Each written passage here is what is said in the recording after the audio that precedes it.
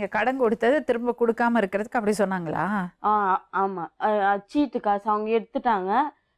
எடுத்துட்டு அவங்க வீட்டுக்காரர் கட்டாம இருக்கவே இவங்க போய் கேட்டதுக்கு அது மாதிரி சொல்லிட்டாங்க. அப்புறமா அவங்க வீட்டுல ஒரு பிரச்சனை ஆச்சு. அதனால வீட்டு விட்டு வெளியே வந்து. என்ன பிரச்சனை? அவங்க தங்கச்சி கல்யாண விஷயமா தான். பெரியவங்களாம் இருக்க சொல்ல சின்னவங்க இவங்க 4 பேர். அவங்க சின்னவங்கனால கல்யாணம் பண்ணி அவங்க எப்படி ஒன்றா இருக்கிறது, வெளியே போங்கன்னு சொல்லிட்டு வெளியே வந்துட்டோம் நாங்கள். அப்புறமா எங்கள் ஃப்ரெண்டு ஸ்கூல் மேட் தான், ஃப்ரெண்டு வீட்டு அவ மூலியமாக தான் அங்கே வீடு பார்த்துன்னு போனோம். போன பிறகு அவளுக்கு எனக்கு சண்டே ஆயிடுச்சு. ஏன்னாக்கா ஈஸி பண்ண சொல்லி அனுப்பிச்சாங்க எங்கள் வீட்டுக்காரு. அனுப்பிச்ச உடனே நான் என்ன பண்ணேன், அவளை போய் கூப்பிட்டேன். புது இடம் கடை தெரில வான்னு கூப்பிட்டதுக்கு அவனா சொல்லிட்டா, இல்லை நான் வரல, ஒன்று யாரும் பிடிச்சிக்க மாட்டாங்க, அப்படி பிடிச்சினா கூட பணக்காரா புடிடி அப்படின்னு சொன்னான் என்கிட்ட. அதோட நான் அவகிட்ட நான் பேசலை. அப்புறமா எங்கள் வீட்டுக்காரர் கேட்டாங்க, ஏன் அவகிட்ட பேச மாட்டேங்கிற அப்படின்னு கேட்டாங்க. இது மாதிரி சொன்னேன் நான். அப்புறம் சரி விடுன்னு சொல்லிட்டு நாங்கள் எதுவுமே பேசிக்கல, அமைதியாக ஆகிட்டோம். ஃபஸ்ட்டு என்னை ஒரு பையன் லவ் பண்ணுன்னு சொல்லி சுற்றி நின்றான். அது நான் எங்கள் வீட்டுக்காரர் லவ் பண்ணது நான் சொன்னேன். எங்கள் வீட்டுக்காரர்கிட்ட சொன்னேன். எங்கள் வீட்டுக்காரர் நான் அந்த பையனை போய் திட்டினாங்க. என்ன தான் லவ் பண்ணுறான்னு தெரியல, ஏன் அந்த பொண்ணு பின்னாடி சுற்றுற அப்படின்னு திட்டினாங்க. அதோட அவன் என் இதுல வரல, நானும் அவனை பார்க்கல, அவனும் என்னை பார்க்கல. நான் அப்படியே தான் இருந்தோம். அப்போ அந்த பொண்ணு என்ன பண்ணிட்டா, இது மாதிரி லவ் பண்ணா என்ன சொன்னானே தெரியல, எனக்கு சரியா தெரில. எங்கள் வீட்டுக்காரர் அதே மெயினில் வந்துச்சு. அவகிட்ட பேசியிருப்பாளா, ஃப்ரெண்டு தானே, அவளுக்கு எல்லாம் தெரியும் அப்படின்னு சொல்லிட்டு அங்கேயே 6 மாதம் செம்ம அடி வாங்குவேன் நான். நைட்டில் தூங்க விட மாட்டாங்க. அவ சொன்னது உண்மையா அப்படின்ட்டு அதே டார்ச்சர் பண்ண ஆரம்பிச்சிட்டாங்க. அப்புறம் எங்கள் வீட்டுக்கு அப்போல்லாம் நான் எங்கள் வீட்டுக்கெலாம் போக மாட்டேன். எது வந்தாலும் நம்மளே பார்த்துன்னு சொல்லிட்டு அங்கேயே இருந்தேன், தனியாகவே இருந்தோம். அப்புறம் அம்மா கிட்ட சொன்னேன் இது மாதிரிலாமா அப்படின்ட்டு. அம்மா திட்டினாங்க, இது மாதிரிலாம் பண்ணாதுப்பா, வானா அப்படின்னு சொல்லிட்டு திட்டினாங்க. அதுக்கப்புறம் அது அப்படியே போயின்னு தான் இருந்துச்சு. அப்போ தான் பீர் வாங்கி கொடுத்தாங்க. பீர் வாங்கி கொடுத்து அது உண்மையெல்லாம் வெளியே வரும், அது குடிச்சா குடி, என் மேலே உண்மையான அன்பு இருந்தால் குடி அப்படின்னு குடி சொல்லிட்டு, நீ எனக்கு மட்டும்தானே உண்மையை சொல்லுன்னா அப்படியே அந்த இதுலேயும் அப்படியே தான் கேட்டாங்க என்ன. அப்போ அதுவே நிறைய வாங்கி கொடுக்க ஆரம்பித்தாங்க. நிறைய வாங்கி கொடுத்தாங்க. ஒரு 4-5 வாட்டி வாங்கி கொடுத்தாங்க. அது உண்மை தெரியும். சாப்பிட சொன்னாரா? என் மேலே உண்மையான பாசம் வச்சுருந்தா நீ குடிக்கணும். குடிச்சிட்டு அப்பயும் நான் இது மாதிரி தான் சொன்னேன். ஒரு வாட்டி குடிச்சோன்னா ரொம்ப பிடிச்சதா? இல்லை, இவங்க தான் வறுப்புத்துனாங்க ஃபர்ஸ்ட். சரி, அப்புறம் செகண்ட் தேர்டெல்லாம் அப்பயும் அப்படிதான். அதுக்கப்புறமா வாங்கி கொடுக்கல அவங்க. அப்புறமா நீங்களே வாங்கிட்டீங்களா? இல்லை, வாங்கல. அப்புறமா இந்த சண்டைலாம் நடந்துன்னு இருந்துச்சு, அப்படியே போய் நின்றுச்சு. 6 மாதம் அதுவே நடந்து. என்ன பண்ணுவாரு குடிச்சிட்டு? அவங்க குடிக்க மாட்டாங்க, உங்களை மட்டும் குடி வச்சுட்டு கேட்பாங்க. எவ்வளவு குடிக்க சொல்லுவாரு? அந்த டின்னுல வரும்ல அதுதான். அப்புறம் என்ன பண்ணுவாரு? அது கேட்பாங்க, உண்மையை சொல்லு, தப்பு பண்ணியா நீ, அவங்ககிட்ட பேசுனியா அப்படிலாம் கேட்பாங்க. நானா இல்லைன்னு தான் சொல்லுவேன். அப்படியே இதுவாயிடுச்சு அது. அப்ப பசங்கள்லாம் என்ன பண்ணும்? பாப்பாலாம் சின்ன பசங்க. என்னம்மா அவங்க பேரு? என்னம்மா பிரச்சனை? பிரச்சனை எல்லாம் அவங்களே சொல்லியிருப்பாங்களே, என்ன பிரச்சனை சொன்னாங்க. அது உண்மைதானா? உண்மைதான். ஏம்மா? ஒரு குடும்பமா இருக்காங்க, அவங்களுக்கு 2 பசங்க. குடும்பத்தை போய் நான் கெடுக்க கிடையாது மேடம். அப்புறம் நான் 5 வருஷமா அந்த ஊர்ல இருந்தேன். நான் மட்டுக்கே வேலையை பார்த்துட்டு இருந்தேன். இவ எனக்கு ஃப்ரெண்டு தான். இவ மூலியமாக தான் இவங்க வீட்டுக்காரர் எனக்கு தெரியும்.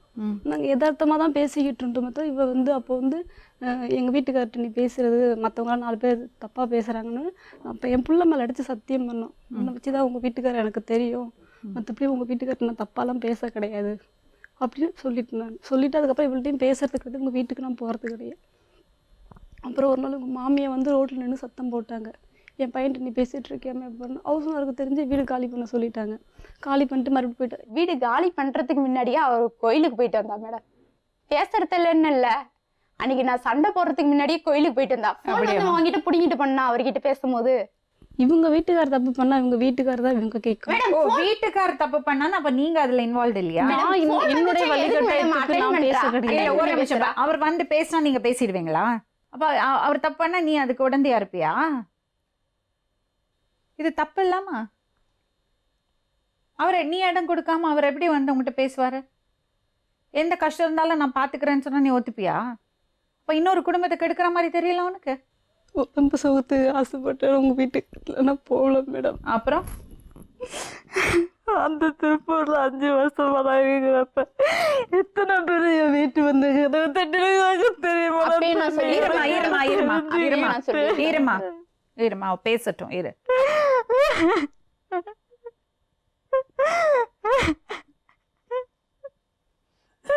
அம்மாடி ஜெயந்தி, நான் சொல்றது கேளு. எப்பவுமே வந்து ஒரு துணை வந்து ரொம்ப முக்கியம். எங்க போனாலும் எனக்கு ஒரு பெண்ணை தனியா வாழ விடுவாங்களா? வேலைக்கு போனாலும் டாக்டர் சூப்பரைஸ் அனுசரிச்சு போகணும், அனுசரிச்சு போகணும். இத்தனை டாக்டர் எப்படி மேல தாயிங்க அப்படி நானும் ஒரு பொண்ணு வச்சிருக்கேன். அவ சொல்றது 100% வாஸ்தவம். ஏதோ ஒரு ஆம்பளை கூட இருந்தா பாதுகாப்பு கிடைக்கணுமே அவ போய் விழுந்துட்டான்.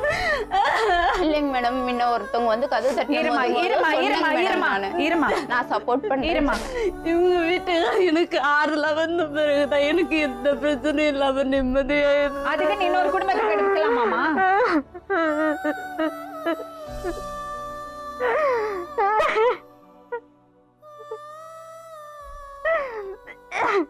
எத்தனை பாக்குறோம் தனியா ஒரு பொண்ண வாழ விடுறது இல்ல.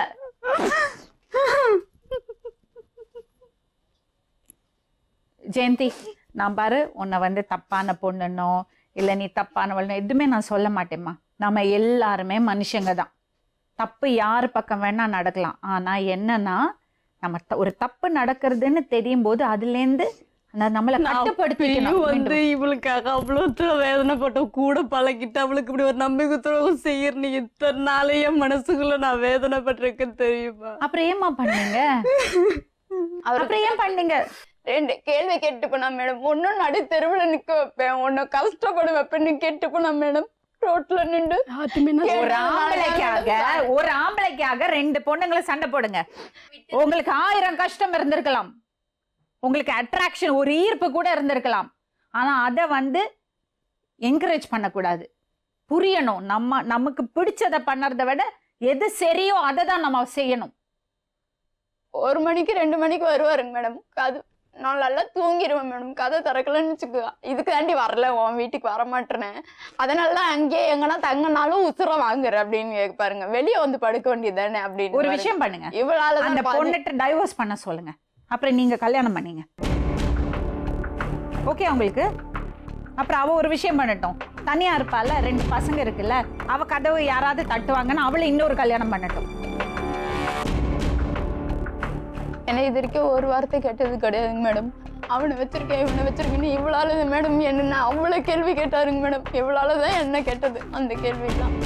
நீ ஜெயந்தி வீட்டுக்காரன்னு வச்சிருக்கடி, அதான் நான் சொன்னேன். நான் அவன் வீட்டுக்காரன்னு வச்சிருக்கேன்னா அவ இல்லை என் வீட்டுக்காரன்னு வச்சிருக்கானா போய் கேட்டு வாப்பா அப்படின்னு. குடிச்சிட்டு அவ்வளோ கேள்வி என்ன கேட்டாருங்க மேடம்.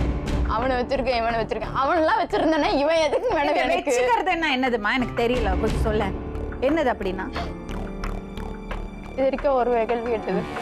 நல்லா தான் பார்த்துக்கிட்டாருங்க. இவ வந்ததுல இருந்து எனக்கு நிம்மதி போகுது. சாப்பாட்டுக்கெல்லாம் குறைவாங்க சார். வணக்கம். யாருங்க அது? இது யாரு? பேரு தெரியல, சொல்ல தெரியல எப்படி சொல்றதுன்னு. எதுக்கு தம்பி, எதுக்கு கல்யாணம் பண்றீங்க? எதுக்கு குழந்தை பெற்றுக்கிறீங்க? ஊர்ல இருக்கிறது பொம்பளைங்களுக்கெல்லாம் நீங்க காவல் இருக்க முடியுமா? அவ வீட்டுல யாரோ கதவை தட்டுறா, அதனால நீங்க வந்ததுக்கு அப்புறம் யாரும் கதவை தட்டுறல சொல்றா. அப்ப நீங்க என்ன காவல்காரனா? அம்மா யதார்த்தமா தான் பேசுனது. சரி, கதை கட்டினா என்ன பண்ணணும்? வெளியே வரணும்.